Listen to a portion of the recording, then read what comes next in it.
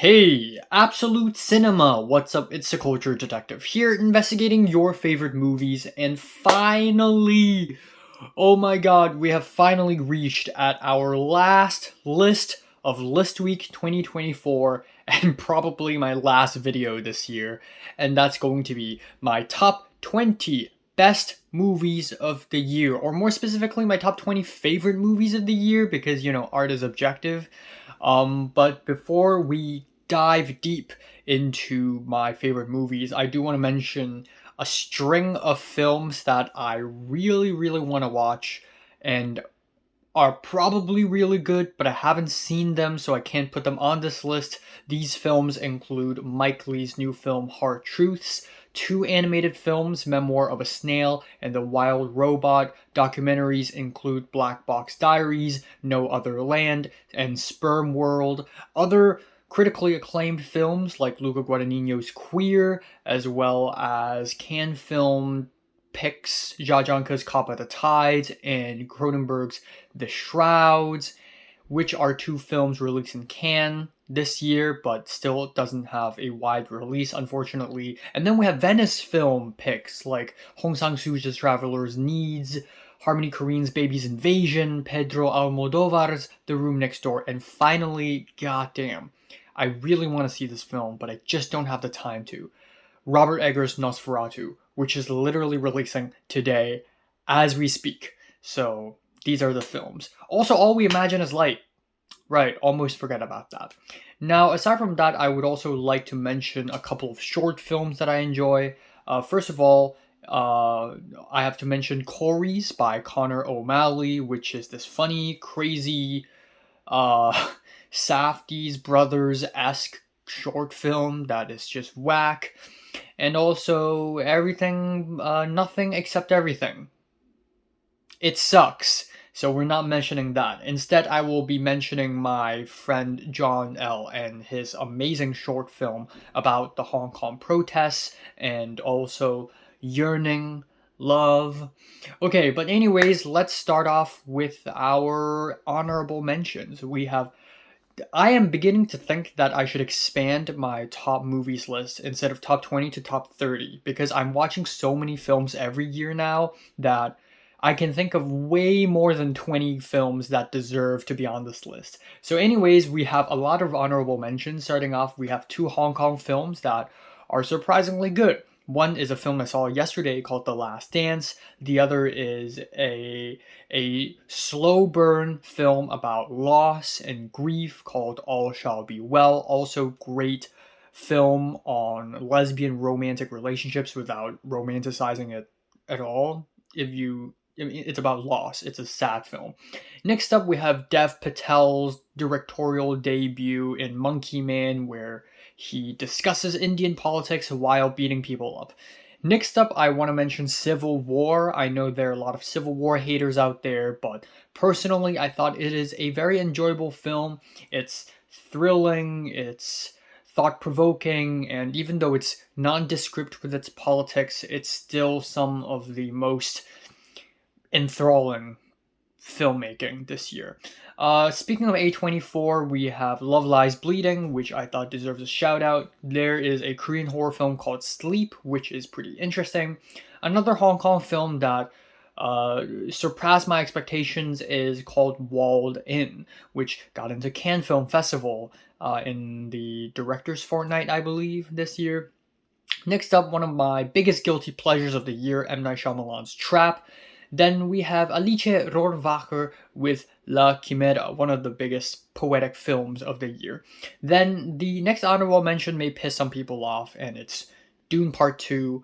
Honestly, it is a visual spectacle, but the more I think about the film, the more I realize the story is kind of lacking, but I still enjoyed it for what it is. Then we have a few films on this list, both in their honorable mentions and the top 20, that are actually from 2023, but I didn't include it last year, so I have to include it this year. And one of which is Society of the Snow, La Sociedad de la Nieve. And then in Romania, we have Do Not Expect Too Much from the End of the World, a film that stands defiantly against corporations and capitalism, Then we have the incredibly gut-wrenching documentary 20 Days in Mariupol. And also, to end off the honorable mentions, I gotta give it to The Iron Claw, which is a tragedy beyond tragedies. So now we have the top 20 favorite movies of 2024. Starting off, I got to give our number 20 spot to The Guilty Pleasure, because this film, while I don't think it's a good movie, it is a very special movie. It is so special, it's honestly mind-blowing. And this movie is Megalopolis by Francis Ford Coppola. Yeah, this is an absolute insanity of a film. It's everything in the kitchen sink. Watching this film is a bit like scrolling through Instagram Reels or TikTok Reels, where every single reel is as nonsensical and as random as the last one. Every single performance in this movie feels like they're from a different movie. Every single scene in this movie feels like they're from a different movie. It's just so messy. It's so gloriously messy, but at the same time, it's so passionate and sincere. It's genuine, real, passionate filmmaking from Francis Ford Coppola, and you know what? I really admire that. So, number 20, Megalopolis. At number 19, I'm giving it to The Beast by French filmmaker Bertrand Bonello. This is an ambitious, timeline-jumping, multiverse romance that encompasses sci-fi, period, horror, thriller, and comedy all at once.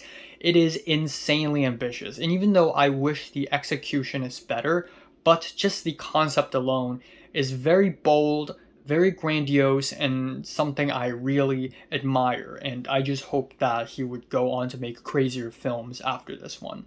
At number 18, I am going to give it to the 3-hour-long Turkish film About Dry Grasses by Nuri Bilge Ceylan. This is a 3-hour psychological slow burn, also a character study where this asshole character traverses through snowy rural Turkey and beefs with one of his students when he was a substitute teacher. It's really strange, but it's also unexpectedly funny and insightful and heartfelt at the same time.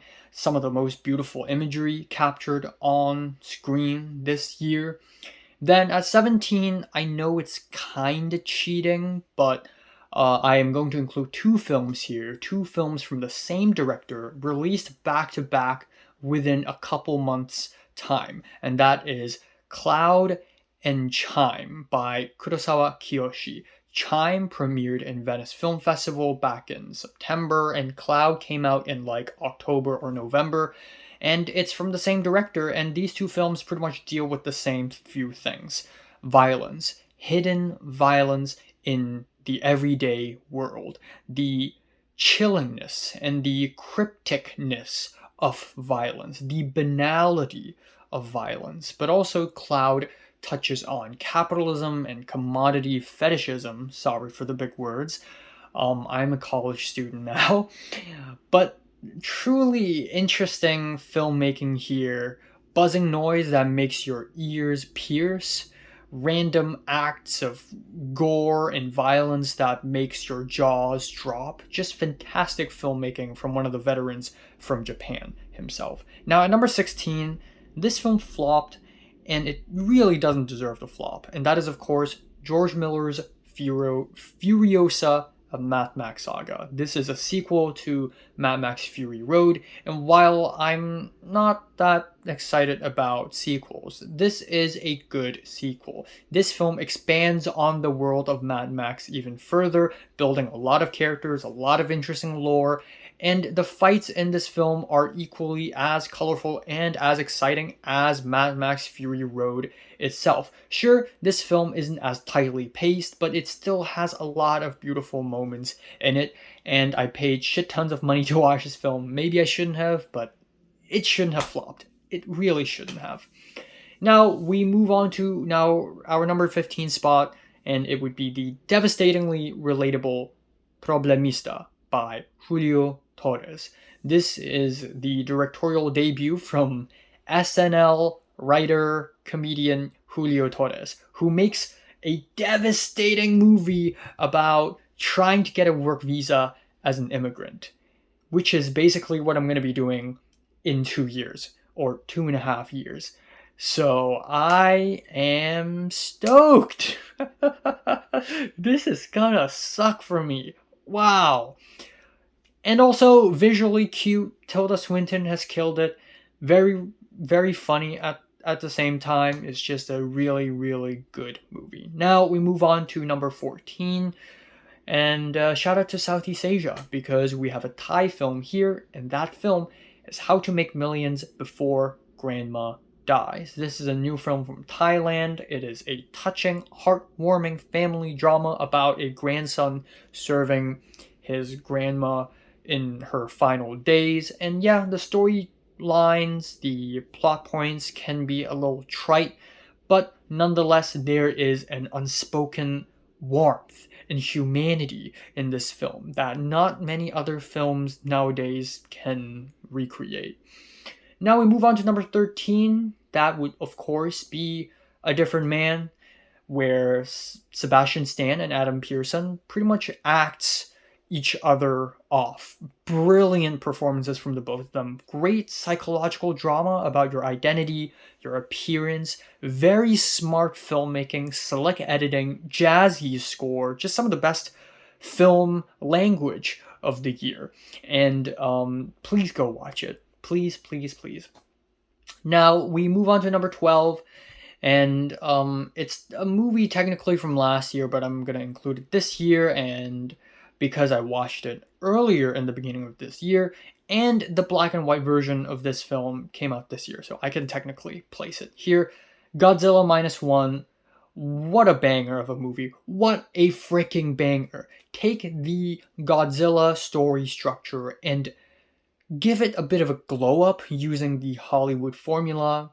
Sure, kind of cliche, Hollywood, bruh, but the filmmakers behind Godzilla -1 put so much of their passion into the filmmaking. With limited budget, they managed to pump out some convincing CGI and also compelling characters, really compelling conflicts, toning down the disaster elements, but toning up the personal character building moments. And you have the new iteration of Godzilla story, Godzilla -1. And then at 11, this is one of the most underrated films of the year, and it is Sing Sing from A24. This is a gorgeous film, shot on film. It is directed by Greg Quaidar, not forget to mention him, and is about a bunch of prisoners in the Sing Sing prison organizing and performing a stage play. But through that, these characters learn to be understanding, to be sympathetic, to love.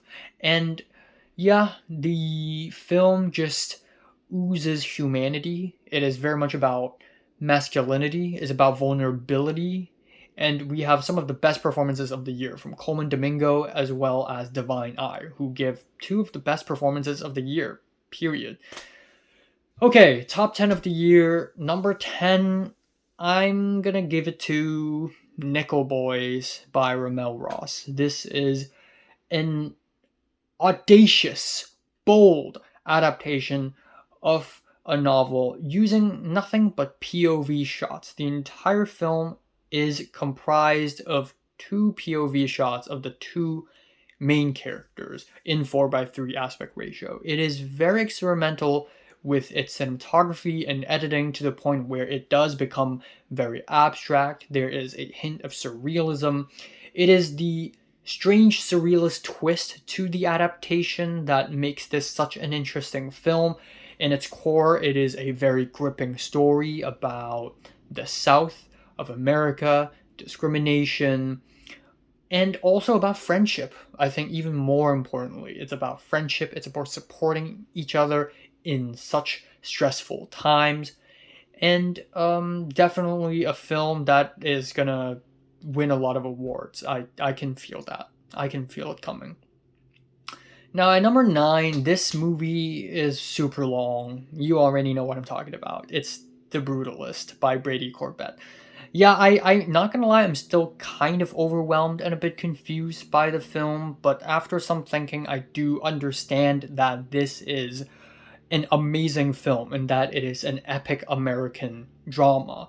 A deconstruction of the American dream about a European immigrant coming to America to be an architect, but through that, he becomes disillusioned by how sick and exploitative the American rich actually is. It is beautifully shot. At under $10 million budget, they managed to use beautiful 70mm film to film the entire film, and it looks absolutely astonishing. It's beautiful. Great score, great performances, and definitely a well deserved award darling of the year. Now, at number 8, this is a new joint from our man Hamaguchi Ryusuke of Drive My Car fame. Of course, I'm talking about Evil Does Not Exist. In Japanese, it is Aku wa Sonzai Shinai. This is a departure from Hamaguchi's usual style because instead of a psychological, character-driven slow burn, this is a psychological, nature-driven slow burn. This film is concerned about nature, the environment, animals, global warming. It's concerned about how to pick mushrooms and how to spot types of wood in the woods. But it is also about the people who inhabit these rural spaces, and it is also about the hidden, subtle violence that just happens and you don't quite understand. You can kind of see that Hamaguchi Ryusuke and Kurosawa Kiyoshi are friends because they both explore violence in their latest films. But this film just takes it a step further because of the beautiful foresty imagery, the absolutely amazing, despondent, jazzy orchestral score. Probably my favorite score of the year, and also just a slowness that is confident in itself. The camera slowly moving to reveal important information that makes it such a compelling and encapsulating film. Number 7, one of the biggest mind fucks. The Substance. Corley Farja. Holy fuck, this movie is gross. I am lucky enough to see this on a big screen because it was such a blast. Just the audience going, oh, ooh, you, ah. It's just such.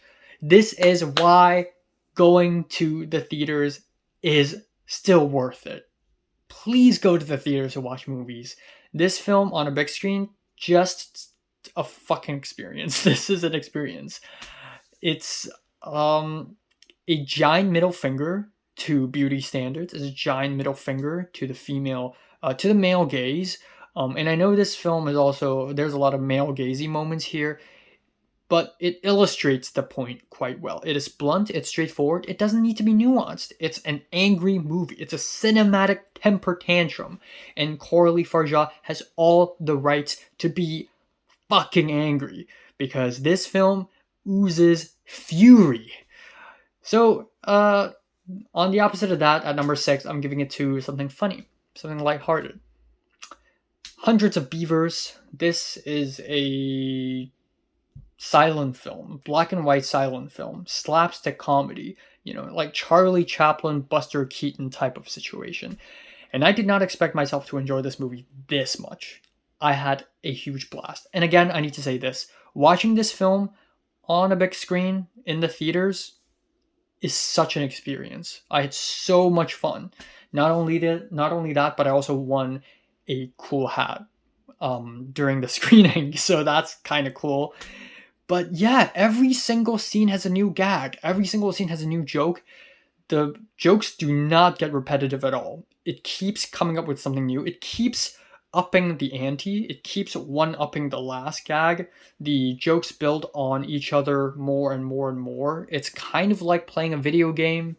I mean, in a lot of ways, it's like a video game. It's a story about a guy trying to hunt beavers down. And he, comes up with these devious plans to capture beavers and capture other animals as well. crazy ending, crazy last act. Just a film that you cannot miss for the life of you. Okay, our top 5. I am going to start off with the tennis movie, Challengers by Luca Guadagnino.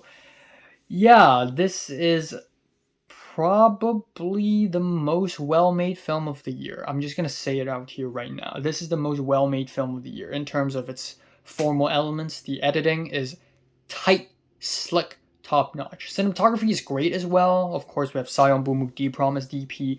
The score by Nine Inch Nails.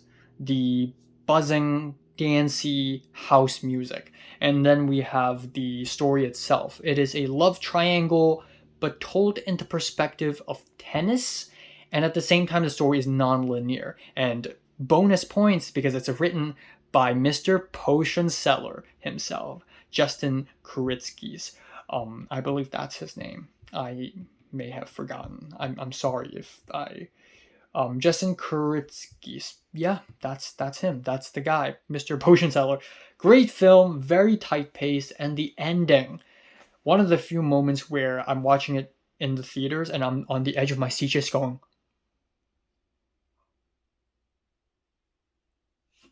just amazing. This is what cinema is meant to be. Now, at number 4, for something way more personal and dark, we have the new Persian film, The Seed of the Sacred Fig by Mohammad Rasulov. This is a film Mohammad Rasulov risked his life making. And after making this film, he had to flee Iran and seek asylum in Germany. When this film premiered in Cannes Film Festival, people weren't even sure if Mohammad Rasulov is going to make it out of Iran alive, let alone arrive at Cannes Film Festival. And not only that, a couple of its main actors are already detained by the Iranian government as we speak. So the sheer courage to make this movie happen is already extremely admirable and deserves a spot in the top 10. But also it is a skin-scraping, heart-stabbing political takedown of the Iranian regime through the lens of a family drama. It is a bit didactic, but it is important that the message is told that way. And also, again, crazy ending that sort of came out of nowhere and really shocked me, and just one of the most important political messages of the year. Now we have 3 more films to go. At number 3, there are a lot of haters for this movie. Like, I don't know why, but personally, this movie really punched me, hit me. I saw the TV Glow, Jane Schönbrunn. Wow. Now, throughout the last few years, there have been countless films about the trans experience, but this film might be the film that really hurt me the most. Now, I'm not trans, but this film translates the trans experience to a much more fantastical level, but by doing so, more people understand it. And that is, you watch a TV show and you realize you and your friend are the characters in that TV show, and the life you're living in is actually not real. The real life is actually the TV show. So in that sense, you realize that you're not living in your own body. You're not living in your own skin. And the slow building dread that builds towards that realization is soul-crushing. And yeah, it is a slow-paced film, don't get me wrong. But for something this personal, you can't really have it the other way. It's not a thrilling fantasy film. It is ultimately a self-consuming psychological horror that slowly chips you away. And there's narration, it's strangely paced, characters reappear and disappear, it's so desolate, it's so cold, it's so sad. There is hope in the TV gets destroyed, and you live in the town where no one understands you. It's so alienating, and the ending is just some of the most haunting imagery I've seen in film. Still to this day, I still can't stop thinking about the ending of the film. It just hurts. and truly fantastic filmmaking from Jane Schoenbrun. Fantastic. Okay, number 2, speaking of fantastic filmmaking, gotta give it to Palme d'Or winner, Anora, Sean Baker. Shout out to my man Sean Baker. What a well-deserved win. Anora is Sean Baker's most accessible film. Very entertaining. Great film about sex work, but ultimately a screwball rom-com that is just so damn well made. It's on film. It's on an anamorphic lens. It's big, bold, wide presentation, but it is also just a very honest and heartfelt film about love or fake love, real love. It's about standing up for yourself. It's also very, very, very funny. Crazy funny. Every single character has their own shining moment in this movie, and every single act differs from the last act. The first act is tried and true rom-com. The second act is a bit of a manhunt. The third act is, meeting your parents, the final showdown. Each act is as crazy and as vibrant and as colorful and as exciting as the last one. And great performances too. Mikey Madison is fantastic in this film, and it's just Sean Baker's boldness when it comes to depicting such a subject matter of sex work, but also it is also his sensibility on how people talk, how people act in awkward situations that makes it such a blast of a movie to watch. Lots of passionate storytelling on this one. And yeah, while I do think Anora, in terms of film language and also in terms of script writing, this is the best film of the year. However, it is not the most meaningful film of the year for me, which moves on to our number 1 pick. And that film is my latest short film. Just kidding, it's not. It is actually, drumroll please,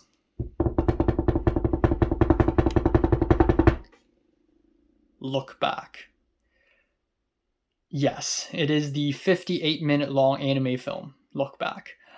I really struggled when it comes to picking the number 1 spot film of the year, because there are a lot of great films here, but none of them feel like a number 1 for me. I don't know why. Anora is great, but it's not personal to me. The Brutalists, I had high hopes, but it didn't quite do it for me as a number 1. So what film arrived at number 1? And then I realized, holy shit, it's Look Back. Now, this is a film based off of a one-shot manga by Fujimoto Tatsuki of Chainsaw Man fame. It is directed by Oshiyama Kiyotaka, and it premiered in East Asia back in summer, and I was lucky enough to see this film back in August. And let me just preface that I don't think this is the most well-made movie of the year. The music can be a bit melodramatic at times, and I feel like the whole film would benefit more if it has more runtime, if it has more room to breathe. But that being said, if I had to choose between the most well-made movie and the most meaningful, to me, movie of the year as number 1, I would say meaningful. Because ultimately, cinema should speak to me. Cinema should talk to me and be personal to me. And that is exactly what Look Back is about. It's about creating art. It's about learning to move on from regrets and guilt, seeing the people you have let down, seeing the people you have turned away, and then realizing that you should have done better. But you can't do anything better because you can't change the past. So what can you do? You keep making art. You keep drawing. And there's something so beautiful. And maybe it's because I'm an art guy. I make movies too. I'm trying to be a filmmaker. But it just speaks to me on such a personal level. It tells me, hey, it's okay. Whatever you've done in the past, whatever you've experienced, it's okay. Turn that into art, because that's who you are. That's what you do. You're an artist, so make art. Like, if they spend hours every day drawing, the 2 main characters, then I should also spend hours every day writing scripts, editing, filmmaking, watching films, because that's what makes me me. Film and me we're like symbiotic. We have to coexist.